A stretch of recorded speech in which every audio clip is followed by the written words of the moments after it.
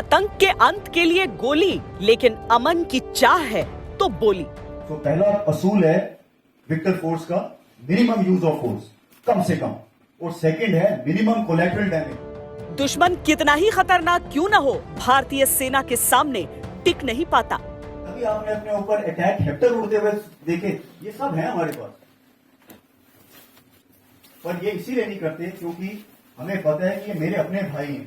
4 लोगों की वजह से मैं 4000 लोगों का पुलवामा जो है उसकी एक बस्ती को नुकसान नहीं पहुंचा सकता हूं। क्लियर आदेश। लेकिन कश्मीर के युवाओं को जोड़ने के लिए ये भारतीय सेना की एक ऐसी मुहिम है जो अकल्पनीय है।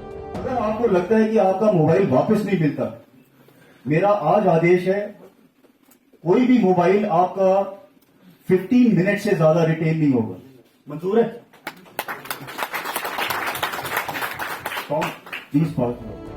एक खुले मंच पर सीधे सवालों का सामना करना आसान नहीं होता, लेकिन भारत के वर्दीधारियों की यही तो खासियत है। ये विक्टर फोर्स के जीओसी मेजर जनरल राशिम बाली है। भारत तक पर आज आप देखेंगे लोकतंत्र की सबसे असली, सबसे दमदार तस्वीर। तो जब सिचुएशन ठीक होगी, हम सबके लिए ठीक होगी बेटा। जब तक सिचुएशन नाजुक है तो हम क्यों अपना और खामियाजा भुगतें। जब आईडी उड़ेगा उसके अंदर मेरी माँ बहनें भी हो सकती है खड़ी हुई।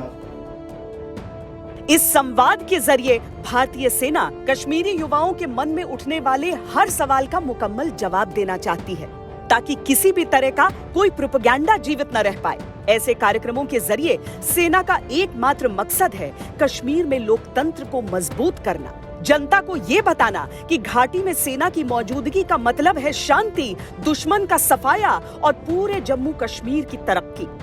सिक्योरिटी इसलिए जरूरी है बेटा कि एक बारी जब डेवलपमेंट का चक्का चल पड़ा ना, तो वो रुकेगा नहीं, वो अपने साथ आप सबको लेके चलेगा, और उसी के अंदर हम सबकी प्रॉस्पेरिटी है।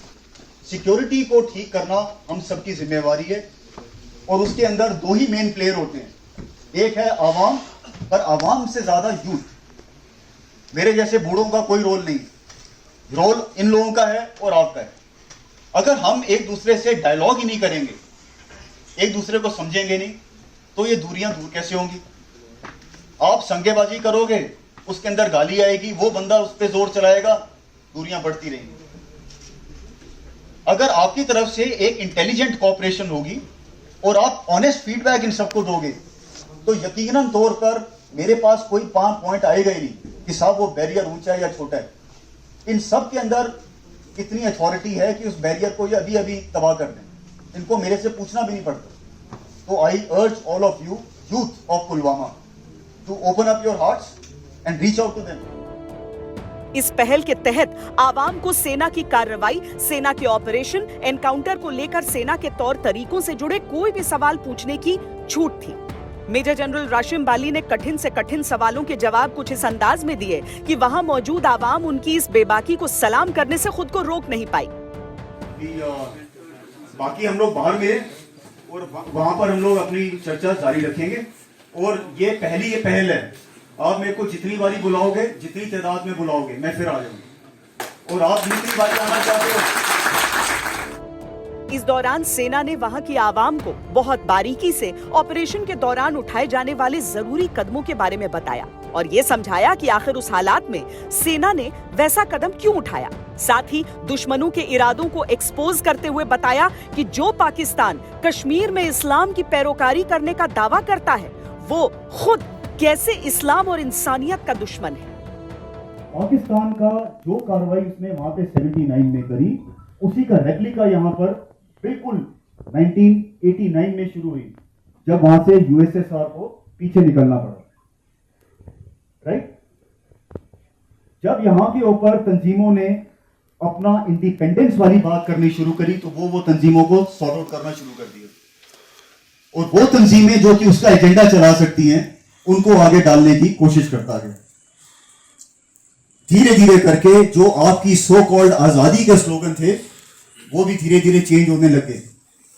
क्यों आज कश्मीर के अंदर अंसर गजवातुल हिंद नजर नहीं आता, इस्लामिक स्टेट विलायते हिंद क्यों नहीं नजर आता?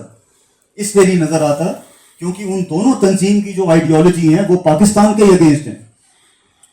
और पाकिस्तान जो कि अपने आप को कहता है एज पर देयर ओन आइन कि it is an Islamic state of Pakistan, ना वहां पे शरिया है और ना वहां पर इस्लामिक स्टेट है। जो हालात यहां पर पैदा हुए हैं उसकी वजह से फौज है। अगर यहां पर वो मैकिनेशन ना हो, ना आप लोग उसकी तरफ जाएं, तो फौज यहां पर क्यों रहेगी? फौज वापस चली जाएगी।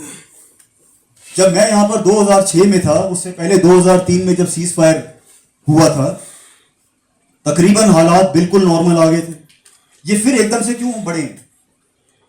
ये जब जब हालात नॉर्मल होते हैं, दोबारा कहां से शुरू होते हैं? आपने इसको थोड़ा, आप सब समझते हो, मैं जानता हूं, इसको थोड़ा अनबायस्ड होके, जो मैं कह रहा हूं मैं दोबारा रिपीट कर रहा हूं, उसको इसी कमरे में छोड़ देना।